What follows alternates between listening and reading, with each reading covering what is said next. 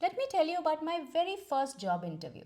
I was in college eating lunch with my friends, and suddenly the office boy called me to the admin office. I went there and they said, "There's a call for you." There was a call for me? There were no mobile phones that time. And the lady on the other side of the phone, she said, "Can you come for an interview at 4 p.m. today?" I looked at my watch. It was already 1:45. And this was July in Delhi. So sticky, sweaty, and soul melting hot. And I was actually a whole hour away from where the interview was.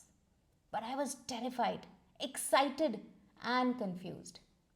I was also looking at my clothes. I said, whatever I'm wearing, is it appropriate or not? But thinking about all this commotion, on the phone I said, of course, yes, I'll be there.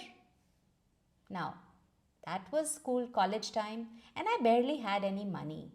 But I blew a big chunk of my monthly budget on a cab because frizzy hair, auto rides, not a vibe. I marched in trying to look all cool and professional, as if I'm a pro at giving interviews. But who was I kidding?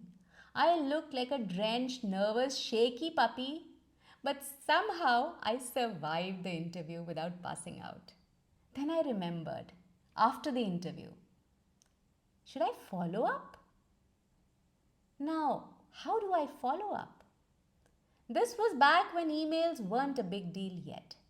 So I decided to call and leave a voicemail. Big mistake.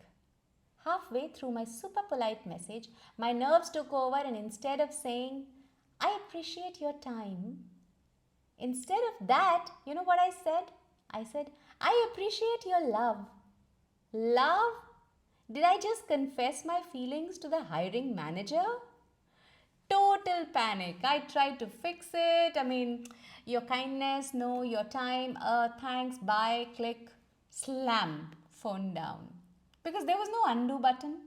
It was just me curling up, cringing into a black hole of embarrassment. Moral of the story?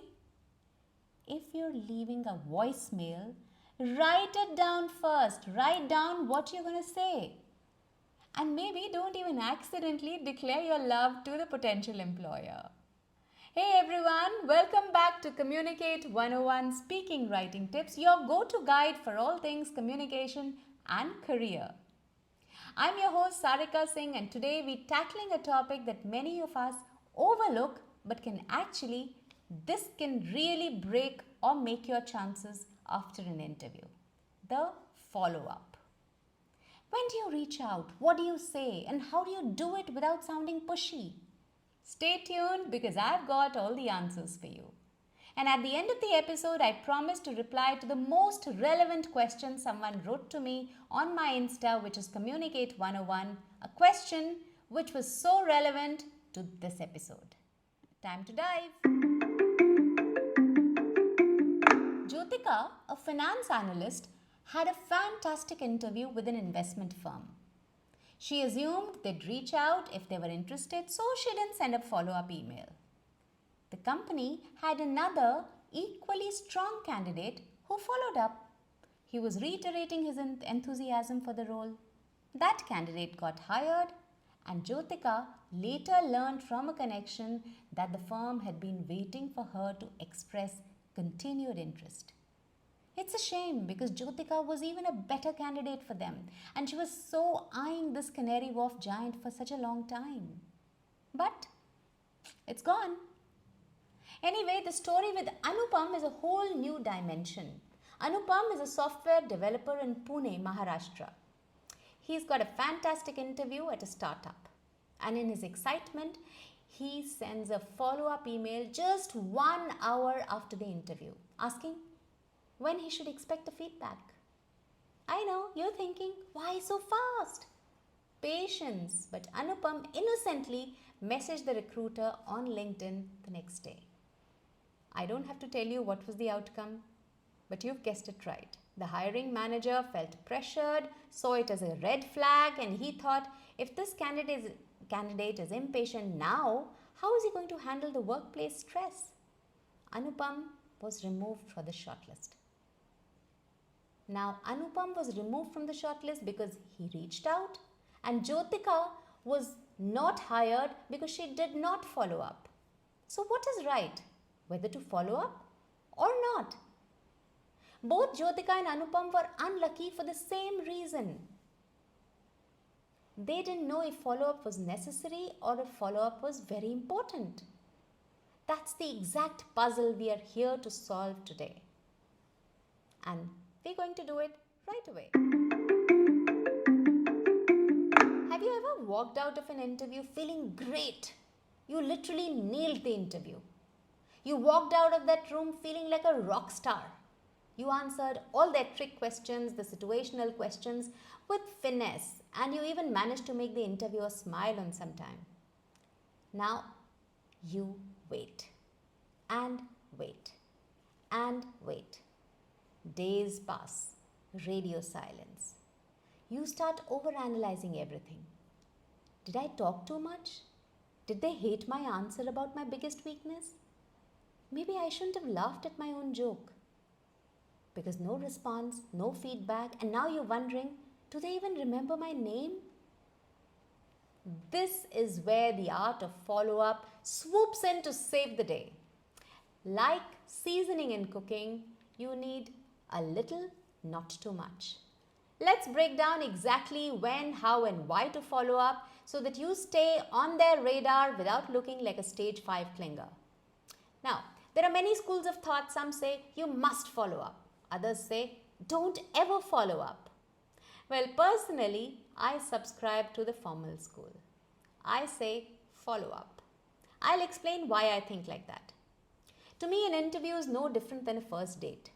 You both show up. You exchange pleasantries. You put your best foot forward. You try to get to know each other. Now, if it was a great date and you never texted again, the odds are the other person will assume you're not interested, right? I believe interviews work the same way. The employers want to know that you're genuinely excited about the opportunity. Because following up shows initiative, professionalism, and most importantly, keeps your name fresh in their minds because there's a sea of applicants. The follow-up is your way of reminding them, hey, remember me? The one who perfectly aligns with your company needs? And the one who will bring cupcakes on my first day? That's exactly why following up is crucial. A well-timed follow-up not only keeps you on their radar but also reinforces your enthusiasm and professionalism. It shows you're genuinely interested in their role, that you value their time and that you're proactive, and these are qualities any employer would love to see. So if you were to take my counseling, I'd say yes, you must follow up. So now the question is, when should you follow up? I'm going to share that in the next leg.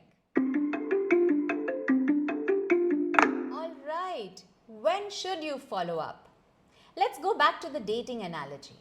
So you went on a date, the date was good. So now you need to follow up.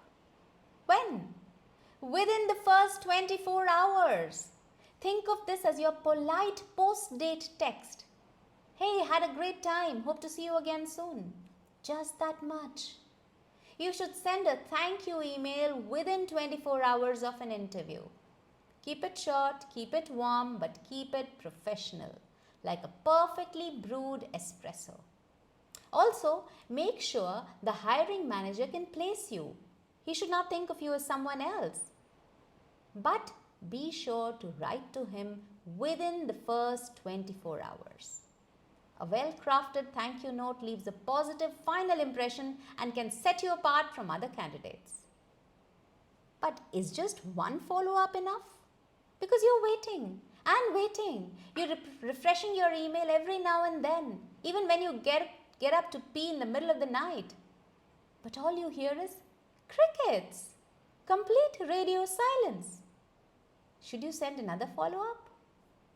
Of course you can, but not so soon. Not under a week. Maybe after a week, it's time that you send a gentle follow-up. It's okay, you're just sitting home refreshing your inbox every 5 minutes, but don't panic.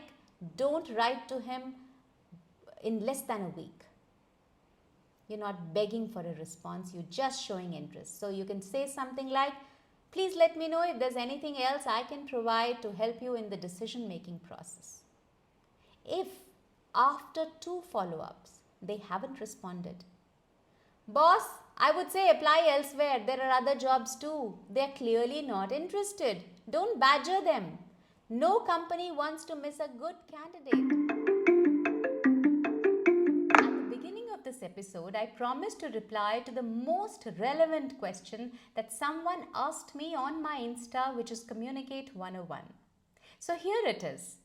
Divya from Gurgaon asked me, what is the best method to follow up? Is it an email? Should one write on LinkedIn? Or should you just call? That's a valid question, Divya, and good thinking.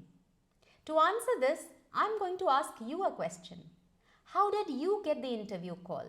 Was it a call or was it an email? Actually, this is a clue to how you should ask the question, how you should follow up. If it was a call, you may actually call to check in a second follow up. Having said that, email is usually the best and most professional way to follow up. You're not professionally related to the recruiter in any way yet, so a LinkedIn message might seem a bit much. What I suggest here in this podcast is not a government law, it's just my suggestion from my 3 decades of experience. So here everything, try the suggestions. If they worked or they didn't work, do let me know because your feedback is what drives this podcast. Your questions are what fuel this podcast. So far, we've talked about what you should do when you do follow up in an interview, but in the final leg, I'm going to throw light on what you should not do. Watch out the next segment. Follow up is an art. And like any art, there are ways to mess it up. There are 3 things you must never do when following up. The number 1. You can't be overexcited. Don't send multiple emails in a day. So if you've emailed on Monday, don't check in again on Tuesday, Wednesday, Thursday. You don't want them to see your name in their inbox and blacklist you. Spam. So, no over-eager beaver. Number 2. I know you're wondering, have they made a decision yet? But don't have a casual follow-up.